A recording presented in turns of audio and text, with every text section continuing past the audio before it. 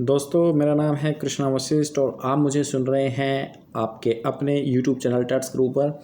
और आज हम करने वाले हैं एसटेट क्वेश्चन पेपर जो कि 2015 का क्वेश्चन पेपर है टीजीटी लेवल। इसका फर्स्ट पार्ट मैं ऑलरेडी अपलोड कर चुका हूं, तो आप वो देख लेना अगर आपने नहीं देखा है तो। सेकंड पार्ट ये वीडियो है जहाँ पे मैं आपको बताने वाला हूँ क्वेश्चन नंबर 16 से लेके क्वेश्चन नंबर 30, यानी कि 15 क्वेश्चन डिस्कस करेंगे आज की इस वीडियो में। अगर आपने लास्ट वीडियो नहीं देखा है तो प्लीज़ एक बार ज़रूर देख लेना। और अगर आप सीटेट प्रीवियस पेपर सोल्व करना चाहते हैं और अगर आप पुराने एस्टेट पेपर सोल्व करना चाहते हैं विद एक्सप्लेनेशन, तो सारे क्वेश्चन पेपर मैंने ऑलरेडी सोल्व किए हुए हैं। आपका काम सिर्फ इतना है कि जाके उनको एक्सेस करें, देखें, ठीक है, और अपने कॉन्सेप्ट को क्लियर करें। ओके, तो आज का क्वेश्चन स्टार्ट करते हैं। सबसे पहला क्वेश्चन लेंगे क्वेश्चन नंबर 16। कमेंट करके बताना कितने क्वेश्चन आज के सेशन में आपके सही हुए हैं, ठीक है। तो स्टार्ट करते हैं। सबसे पहला question, observing a child while playing in school ground is an observation of. और मैं आपको ये भी बताऊंगा कि आप जो है सीडीपी क्वेश्चन यानी कि चाइल्ड डेवलपमेंट एंड पैडागोजी के क्वेश्चंस को लेके कहाँ कहाँ पे गलती करते हैं, कौन कौन सी वो गलतियाँ होती हैं आपसे जिसके थ्रू आपके फिर मार्क्स नहीं आते हैं किसी भी टेट एग्ज़ाम में या फिर सीटेट एग्ज़ाम के अंदर। तो गलतियाँ जो हैं मैं क्वेश्चन बाय क्वेश्चन आपको बताता चलूँगा। तो स्टार्ट करते हैं पहला क्वेश्चन। जैसे कि पहला क्वेश्चन आपके सामने आपको दिखाई दे रहा है, observing a child while playing in school. एक बच्चा है वो प्ले ग्राउंड में खेल रहा है, एक बच्चा जो है प्ले ग्राउंड में खेल रहा है, तो आपको वो ऑब्जर्व करना है, ठीक है। तो कौन सा मेथड आप यूज़ करोगे, फॉर्मल, इनफॉर्मल या पार्टिसिपेंट या फिर नन ऑफ द अबव। तो कौन सा मेथड आप यूज़ करेंगे। मान लेते हैं कि आप स्कूल में टीचर हैं, प्रिंसिपल ने बुला के आपको एक ऑब्जर्वेशन, एक बच्चे की ऑब्जर्वेशन दी है कि प्ले ग्राउंड में एक बच्चा खेल रहा है, उसको आप जो है ऑब्जर्व करें। तो आप उसको फॉर्मली ऑब्जर्व करोगे या फिर इनफॉर्मली ऑब्जर्व करोगे। देखो मैं आपको एक बात बता देता हूँ।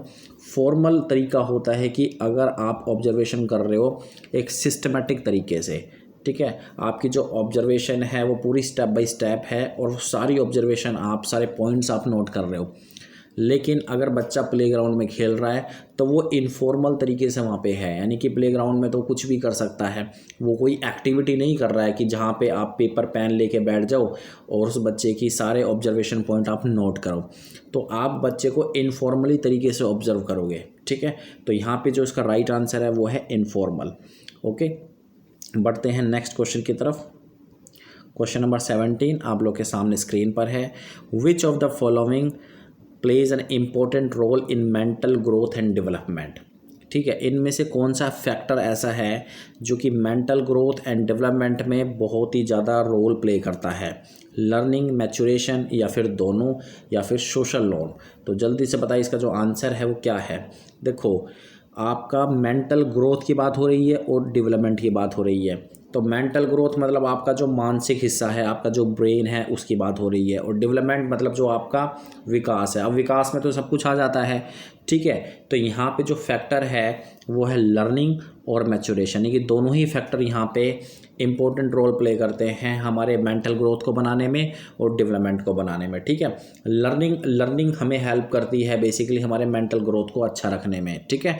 और डेवलपमेंट और मैच्योरेशन का मतलब यहाँ पे दोस्तों हेरिडिटी से रिलेटेड है, ठीक है, यानी कि जीन से रिलेटेड है। और हेरिडिटी का बहुत बड़ा रोल होता है डेवलपमेंट को बनाने में, यानी कि अगर हेरिडिटी आपकी अच्छी होगी, अगर आपके अंदर जीन अच्छे ट्रांसफ़र होंगे आपके पेरेंट्स के थ्रू, तो आपका फिजिकल डेवलपमेंट भी काफ़ी अच्छा होगा, ठीक है।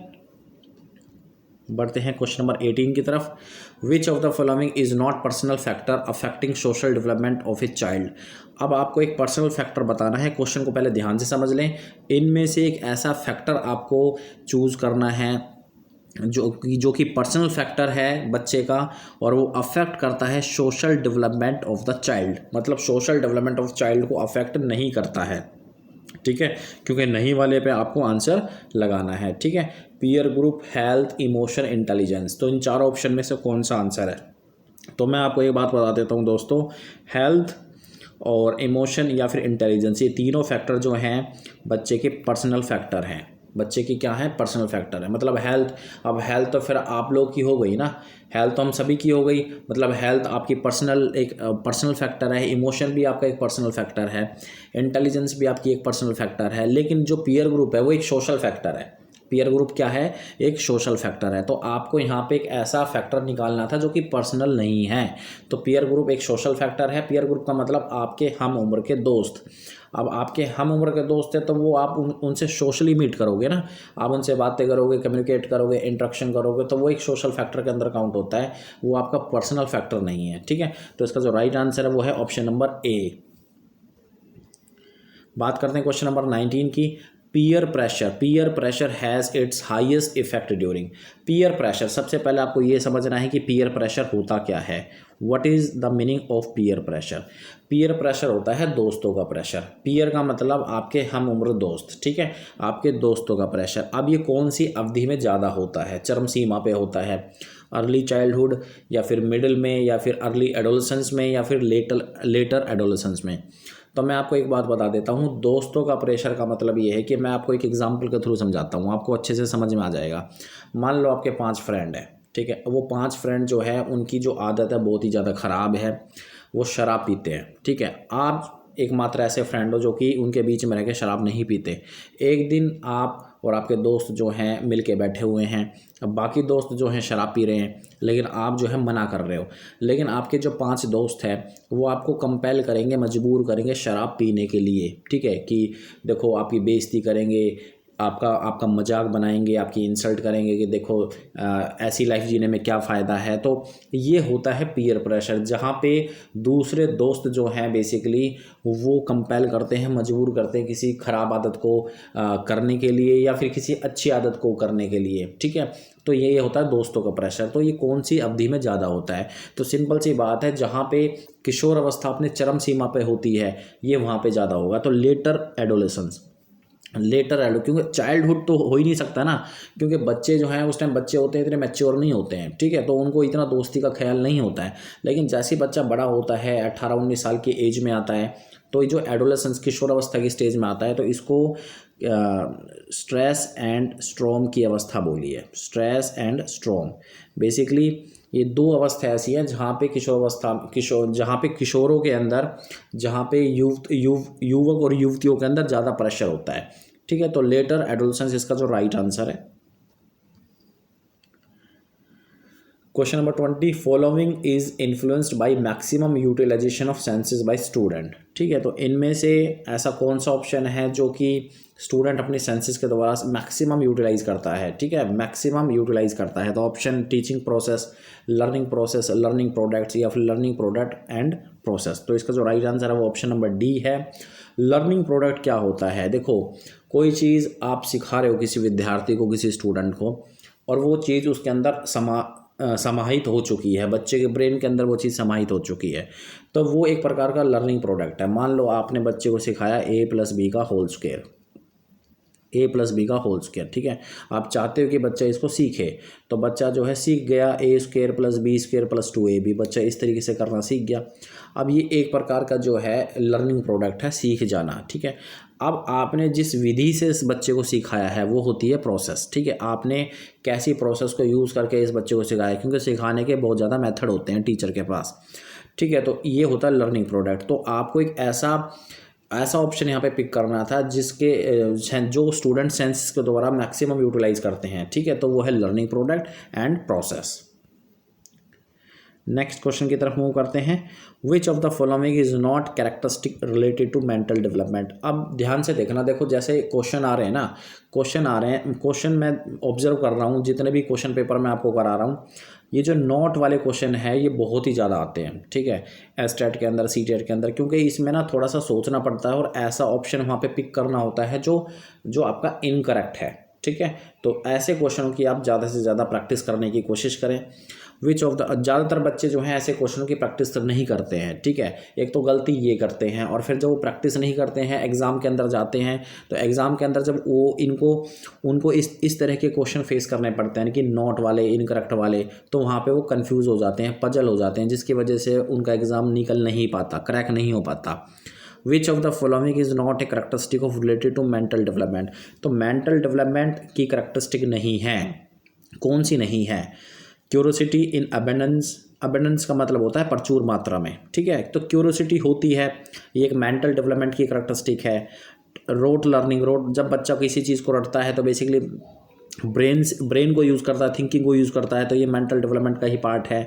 क्रिएटिविटी ये भी एक मेंटल डेवलपमेंट का पार्ट है। लेकिन जो कोऑपरेटिव एटीट्यूड है ये प्रकार का एक सोशल फैक्टर है, सोशल पार्ट है, ठीक है। तो ये सोशल एटीट्यूड इसका सही आंसर हो जाएगा, क्योंकि ये मेंटल डेवलपमेंट का पार्ट नहीं है। देखो कितना सरल क्वेश्चन है, आपको जस्ट ये देखना है कि बेसिकली मेंटल डेवलपमेंट का कौन सा पार्ट नहीं है। यहाँ पे क्यूरोसिटी बोल दी कि मतलब किसी चीज़ को जानने की इच्छा, तो ये एक मेंटल डेवलपमेंट का पार्ट है। रोट लर्निंग ये भी एक मेंटल डेवलपमेंट का पार्ट है। क्रिएटिविटी ये भी एक मेंटल डेवलपमेंट का पार्ट है।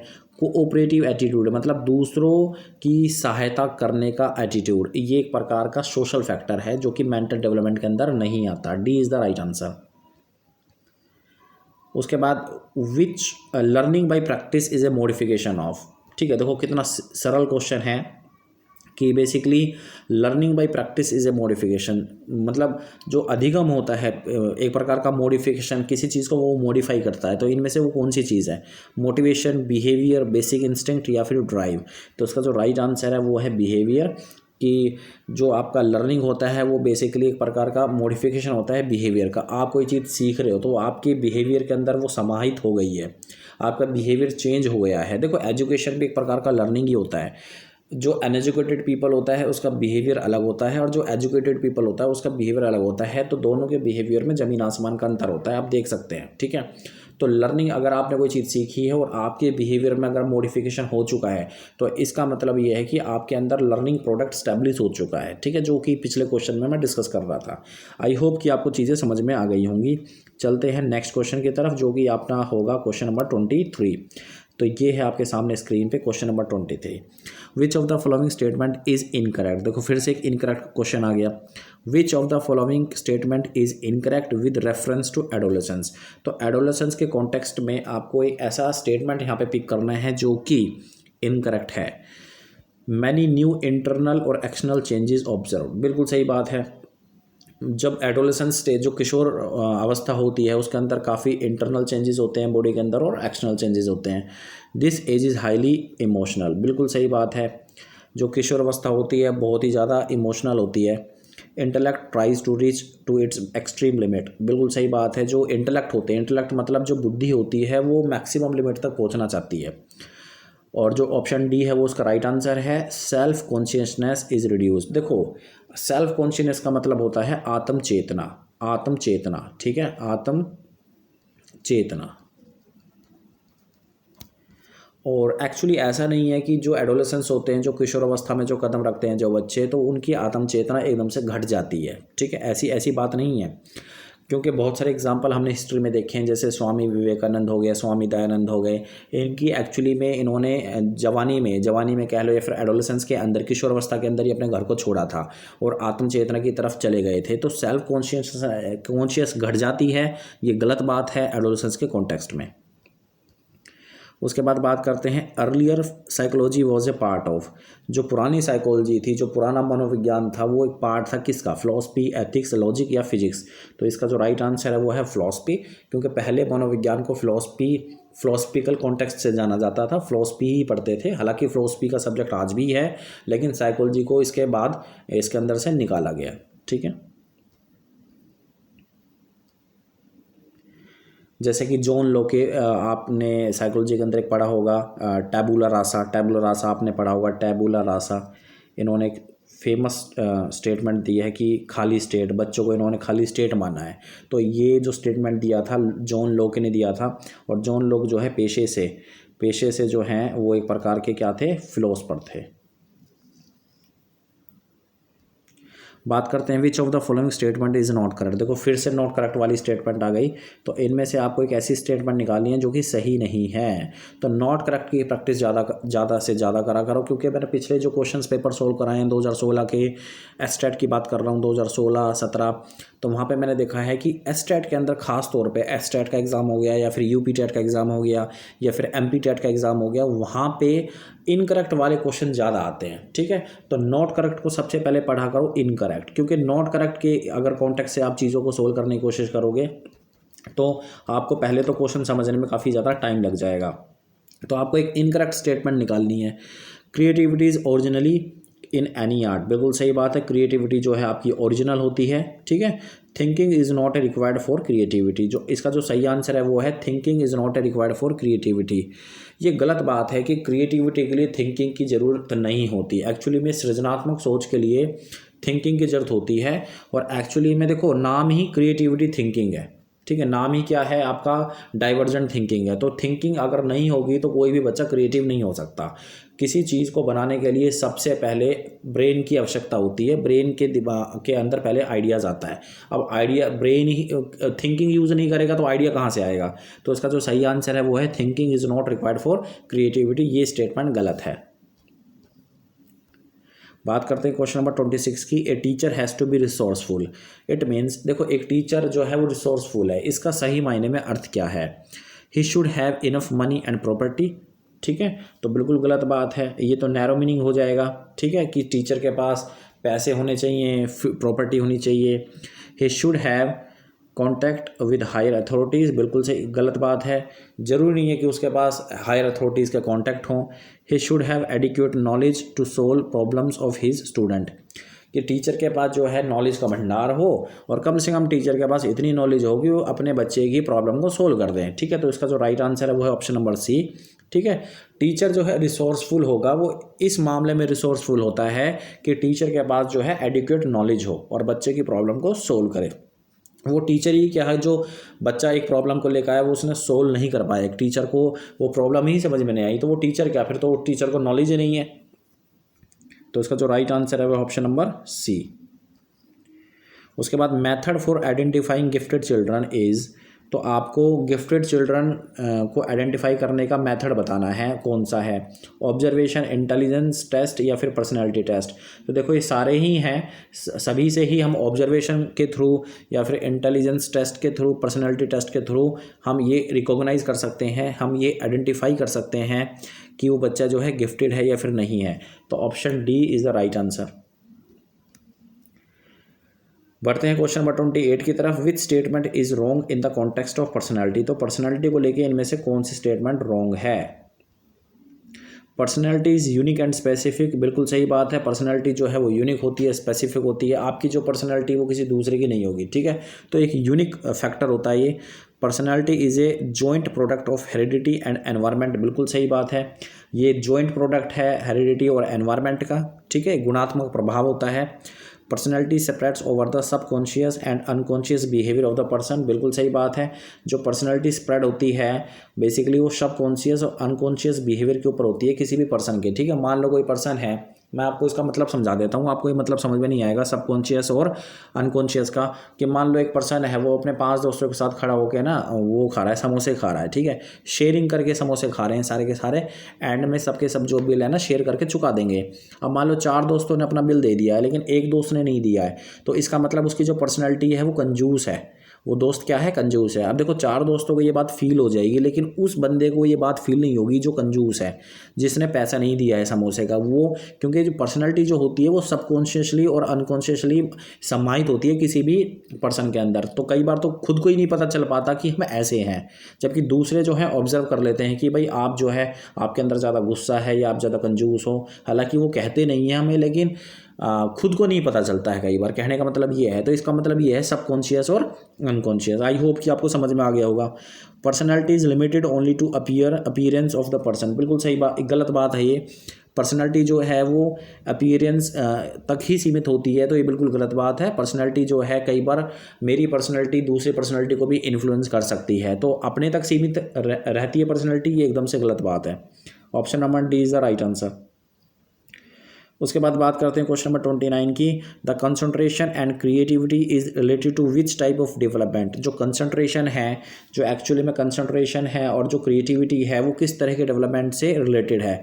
Social development, moral development, intellectual development. देखो इसका जो राइट आंसर है वो है intellectual development. Intellectual development is the right answer. देखो इंटेलेक्चुअल का मतलब क्या है, इंटेलेक्चुअल का मतलब है कंसंट्रेशन और क्रिएटिविटी।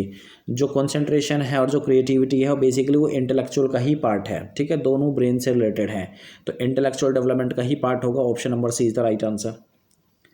उसके बाद क्वेश्चन नंबर 30 और आज का लास्ट का क्वेश्चन है ये। If a student ask a wrong question in the class when then what will you do. एक स्टूडेंट है वो एक गलत क्वेश्चन आपसे पूछ लेता है। मान लो एक दिन ऐसा हुआ, आप टीचर हैं और स्टूडेंट जो है गलत क्वेश्चन पूछ रहा है। देखो गलत क्वेश्चन पूछ रहा है, गलत आंसर दे नहीं रहा है। पहले तो ये चीज़ ध्यान रखना, बच्चे ने क्या पूछा है, गलत क्वेश्चन। तो आप जो है क्या करोगे, स्कोल्ड द स्टूडेंट, बिल्कुल गलत बात है। Correct the question with the help of other student, बिल्कुल गलत बात है कि आप जो है उस बच्चे को करेक्ट करोगे दूसरे बच्चे की हेल्प से। नहीं, ऐसा नहीं करना है आपको, अदरवाइज उस बच्चे के अंदर हीन भावना आ सकती है कि देखो मैंने गलत क्वेश्चन पूछ लिया है और मैं पढ़ाई में कितना पीछे हूँ, दूसरे बच्चे को कितना समझ में आ रहा है। तो आपको ये भी नहीं करना है। Will indicate the mistake by giving example, तो option number C is the right answer कि आप उसकी मिस्टेक को इंडिकेट करोगे, डायरेक्टली नहीं करोगे, लेकिन आप एक एग्जाम्पल दोगे, आप एक उदाहरण दोगे जिसमें ये इंडिकेट होगा कि आपने एक क्वेश्चन को गलत पूछा है। ठीक है, तो इसका जो राइट आंसर है वो है will indicate the mistake of by giving the example. आप एग्जाम्पल दोगे, ठीक है, उदाहरण दोगे, डायरेक्टली उसकी गलती को इंडिकेट नहीं करोगे, आप एक उदाहरण दे के इंडिकेट करोगे। ठीक है, तो ये थे बच्चों क्वेश्चन नंबर। आज टोटल हमने 15 किए हैं और मैं एक बार फिर से बता देता हूं कि ये जो है हरियाणा टीचर एलिजिबिलिटी टेस्ट है, यानी कि एस्टेट TGT लेवल है, 2015 का ये क्वेश्चन पेपर है। मैं बार बार बता रहा हूँ, चाइल्ड डेवलपमेंट एंड पेडागोजी मैंने यहाँ पे एक्सप्लेन की है। पहला वीडियो मैंने कल बना दिया था, आप देख सकते हैं पार्ट 1, और ये पार्ट 2 बनाए हैं। यानी कि कल जो वीडियो था उसमें मैंने 15 क्वेश्चन करवाए थे, आज जो वीडियो आया है इसमें भी मैंने 15 क्वेश्चन कराए थे टोटल। कमेंट करके बताइएगा कि आपके जो है इन टोटल कितने क्वेश्चन सही गए। ठीक है, और डेली जो है मैं एक क्वेश्चन पेपर लेके आता हूँ और उसके कुछ क्वेश्चंस मैं लेके आता हूँ, यानी कि 15 क्वेश्चंस मैं लेके आता हूँ। आप जो है चैनल पे आके प्रैक्टिस कर सकते हैं और आप अपने लेवल को आइडेंटिफाई कर सकते हैं कि आप जो है कितने पानी में चल रहे हैं। ठीक है, क्योंकि इन दिनों आपके पास काफ़ी ज़्यादा टाइम भी है और समय भी है। टाइम समय मतलब एक ही चीज़ है दोनों। ठीक है, सब कुछ है आपके पास, तो आप जो है इन क्वेश्चन पेपर को देख सकते हैं। मैं फिर से एक बात बता दूं, पुराने पेपर अगर आपको एक्सेस करने हैं CTET या फिर एस्टेट के, तो आप टैट्स गुरु चैनल को सब्सक्राइब कर लें, जिसके थ्रू आपको सारे पुराने पेपर जो है मिल जाएं। ठीक है, थैंक यू वेरी मच दोस्तों, इस वीडियो को देखने के लिए धन्यवाद।